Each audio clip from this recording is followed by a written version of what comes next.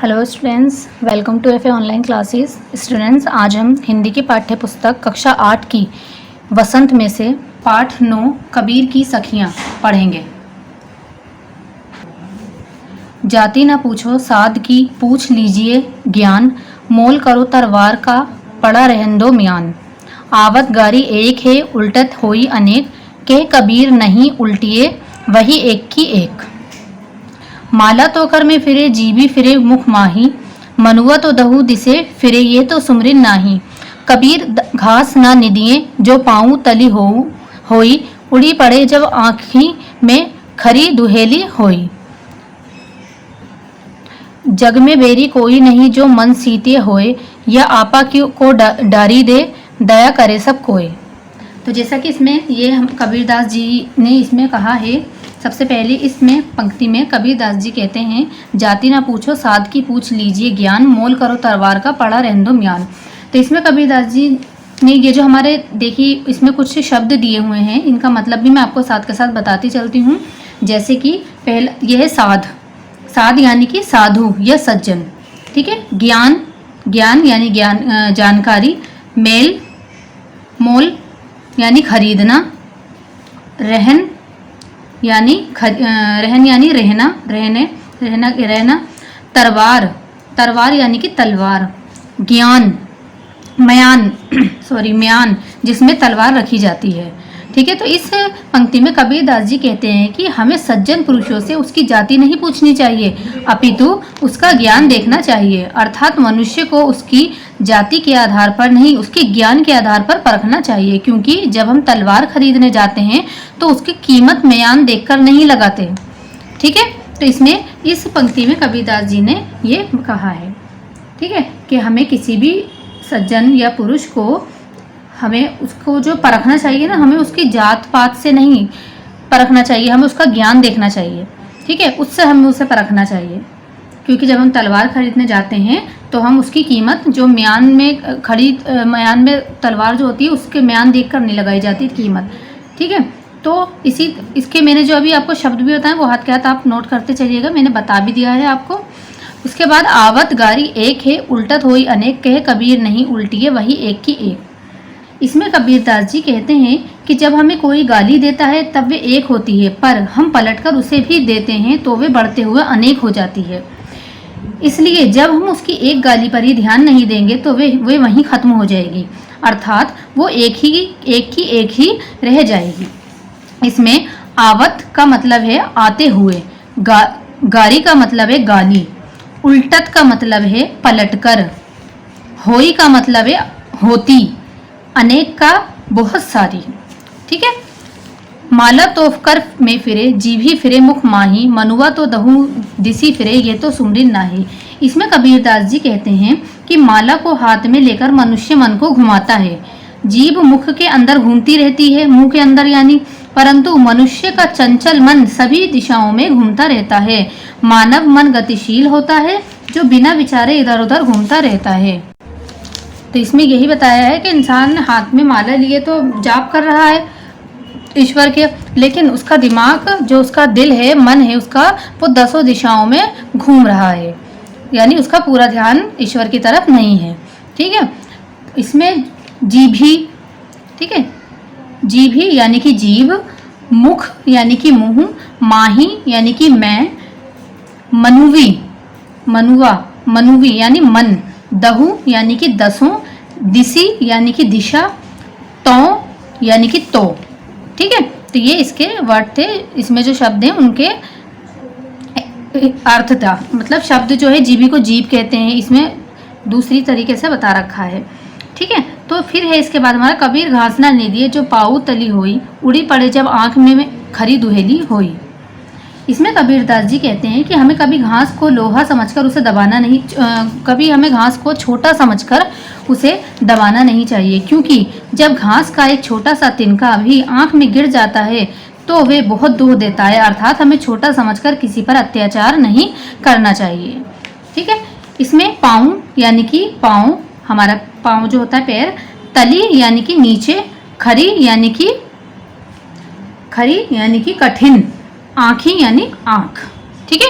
जग में बेरी कोई नहीं जो मन शीतल होए, या आपा को डारी दे दया करे सब कोय। इसमें कबीरदास जी कहते हैं कि मनुष्य का मन अगर शांत है तो संसार में कोई शत्रु नहीं हो सकता।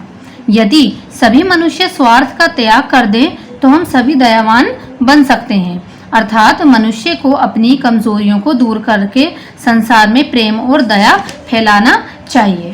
ठीक है, इसमें जग यानी कि संसार, बेरी यानी शत्रु, सतिल शीतल यानी शांति, आपा यानी स्वार्थ। ठीक है, तो जैसे कि कबीरदास जी ने हर एक पंक्ति में हमें कुछ ना कुछ सीख दी है, कुछ ना कुछ बताया है कि हमें पहले तो उन्होंने ये बताया कि हमें इंसान की कभी भी जात पात पे, इन सब चीज़ों पे यकीन नहीं करना चाहिए। जात पात सब बेकार होता है, हमें इंसान को उसका ज्ञान देखकर परखना चाहिए, बल्कि जात पात से नहीं उसके ज्ञान को देखकर उसे समझना, उसे परखना चाहिए। ठीक है, और उसके बाद कबीरदास जी ने इसमें बताया, ये भी बताया है कि हमें किस तरीके से, अगर कोई हमें गाली देता है तो हम उसको इग्नोर कर दें, यानी कि अनदेखा कर दें। अगर हम इग्नोर कर देंगे, अनदेखा कर देंगे तो वो एक गाली एक ही रह जाएगी, पर अगर हम पलट कर उसे भी उसी तरीके से गाली देते हैं, उसे जवाब को देते हैं, तो वो एक की अनेक बन जाती है गाली। ठीक है, फिर हमें कबीरदास जी ने क्या बताया कि हम मनुष्य माला को हाथ में लेकर घुमाता रहता है, जीभ मुंह के अंदर घुमाता रहता है, घूमती रहती है, लेकिन मनुष्य का जो चंचल मन है वो सभी 10 दिशाओं में घूमता रहता है। यानी वो जाप तो कर रहा है ईश्वर का, लेकिन उसका ध्यान ईश्वर की तरफ नहीं है। वो सिर्फ जीभ उसके मुंह में घूम रही है या फिर हाथ से माला फेर रहा है, लेकिन उसका मन 10 दिशाओं में घूम रहा है। और हमें कबीरदास जी ने क्या बताया है इसमें कि हमें कबीरदास जी ने ये भी कहा है कि हम कभी भी घास को छोटा समझ के उसे कुचलना नहीं चाहिए, क्योंकि अगर एक घास का एक छोटा सा तिनका भी हमारी आंख में चला जाए, हमारे पैर में चुभ जाए, तो हमारे बहुत तकलीफ पैदा कर देता है वो। इसी तरह से हमें किसी भी छोटे को छोटे पर छोटा समझ के उसे अत्याचार उस पर नहीं करना चाहिए। ठीक है, इसी तरीके से कबीरदास जी ने और हमें आखिरी पंक्ति में क्या बताया है कि मनुष्य का जो मन है वो अगर शांत है तो संसार में उसका कोई शत्रु नहीं है, लेकिन अगर उसका मन में अगर वो इंसान स्वार्थी है तो उसके बहुत शत्रु भी खड़े हो जाएंगे, और उसके अलावा उसके मन में ना तो प्रेम रहेगा और ना ही वो संसार में किसी से प्रेम कर सकता है। इसलिए हमेशा इंसान को स्वार्थी इंसान नहीं होना चाहिए, उसको मन को अपना शांत रखना चाहिए, अपना स्वार्थ त्याग देना चाहिए, जिससे अपनी संसार में वो एक दयावान मनुष्य बन सके। ठीक है, तो ये हमारी कबीरदास जी की कबीर की सखियाँ, ये हमारा यहाँ पर कंप्लीट होता है। जैसे कि मैंने आपको इसकी समरी भी बता दी है, और इसमें जो शब्द थे हमारे वो भी मैंने आपको उनका बता दिया है अर्थ। ठीक है, तो ये आपको अच्छे से फिर देखनी है, समझनी है वीडियोस को। इस वीडियो को अच्छे से देखिएगा और इसे समझिएगा।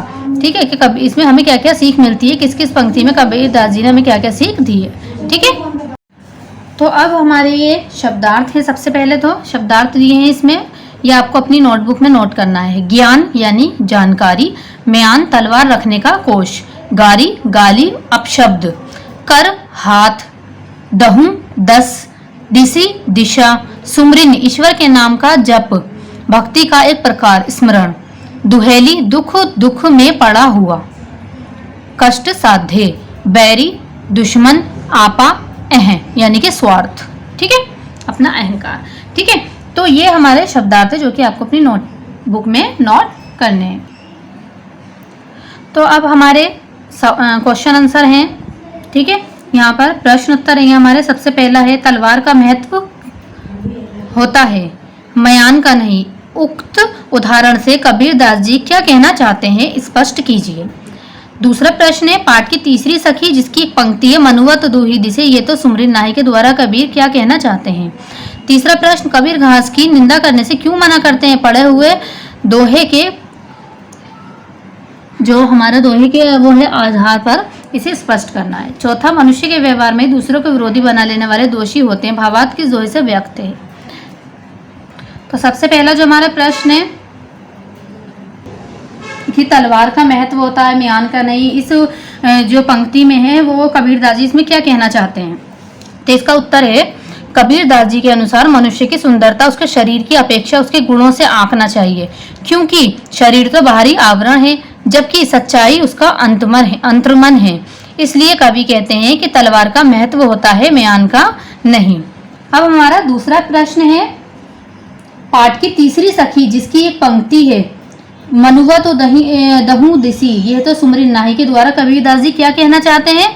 तो इसका उत्तर है हमारा तीसरी सखी में कबीरदास जी कहना चाहते हैं कि मनुष्य का मन चंचल होता है, वे हाथ में माला और जबान पर हरि नाम तो जपता रहता है, किंतु भगवान का नाम लेना सब सार्थक होता है, तब सार्थक होता है जब मनुष्य अपने चंचल मन पर काबू पा लेता है। ठीक है। तीसरा प्रश्न है हमारा, कबीरदास जी घास की निंदा करने से क्यों मना करते हैं?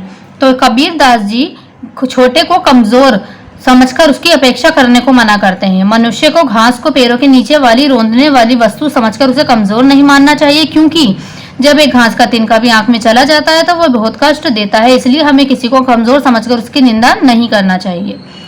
प्रश्न 4, ये भावार्थ अंतिम सखी में है, जग में बेरी कोई नहीं मन शीतल होए, या आपा को डारी दे दया करे सब कोई। ये हमारा प्रश्न था, इसमें मैंने आपको ये वाला कराया है, ये और ये। ठीक है। इसके बाद हमारा है ये वाला पार्ट से आगे, तो इसमें इन पंक्तियों में आपा को छोड़ देने या खो देने की बात कही है। आपा किस अर्थ में प्रयुक्त हुआ है? क्या आपा स्वार्थ के निकट है अर्थ देता है या घमंड का? इसका उत्तर है हमारा, या आपा को आप खोए, इन दो पंक्तियों में आपा को छोड़ देने की बात कही गई है, स्वार्थ को, यानी यहाँ आपा अहंकार का अर्थ में प्रयुक्त हुआ है, आपा घमंड का अर्थ देता है। ठीक है। प्रश्न 6 है कि आपा के विचार, आपके विचार में आपा और आत्मविश्वास में तथा आपा और आत्म उत्साह में क्या कोई अंतर हो सकता है? 6th क्वेश्चन हमारा ये वाला है, आपके विचार में आपा और आत्मविश्वास में तथा आपा और उत्साह में कोई अंतर हो सकता है, स्पष्ट करना है। इसका उत्तर है, आपा और आत्मविश्वास में तथा आपा और उत्साह में अंतर हो सकता है। पहला, आपा और आत्मविश्वास, आपा का अर्थ है अहंकार, जबकि आत्मविश्वास का अर्थ है अपने ऊपर विश्वास। ठीक है। दूसरा, आपा और उत्साह में, आपा का अर्थ है अहंकार, जबकि उत्साह का अर्थ है किसी काम को करने का जोश, तो इसलिए इन दोनों में अंतर हो सकता है। ठीक है। अब एक लास्ट क्वेश्चन है हमारा, कबीर के दोहों को साखी क्यों कहा जाता है? ठीक है। आखिरी क्वेश्चन है बुक में, क्वेश्चन नंबर 4 है आपका पार्ट के आगे में। तो इसका उत्तर है हमारा, कबीर के दोहों को साखी इसलिए कहा जाता है क्योंकि साखी शब्द साक्षी शब्द का तंद्रव रूप है, जिसका अर्थ है आंखों देखा। इनमें श्रोता को गवाह बनाकर साक्षात ज्ञान दिया गया है। कबीर समाज में फैली कृतियों, जातियों, भावनाओं और वहां अंडवरों को अपने साक्षी ज्ञान द्वारा समाप्त करना चाहते हैं। ठीक है। तो ये हमारे प्रश्न उत्तर 7 यहाँ पर मैंने आपको करा दिए हैं, नोट कर ली, आप इसको अपनी नोटबुक में नोट करिएगा, और इसके साथ शब्दार्थ अपने वो भी आप अपनी नोटबुक में नोट करेंगे। ठीक है। तो ये चैप्टर 9 पार्ट 9 हमारा यहाँ पर क्वेश्चन, प्रश्न उत्तर और शब्दार्थ के साथ कंप्लीट होता है। ये इस वीडियो को अच्छे से ध्यान से देखिए और अपना काम नोटबुक में नोट करिए। Thank you.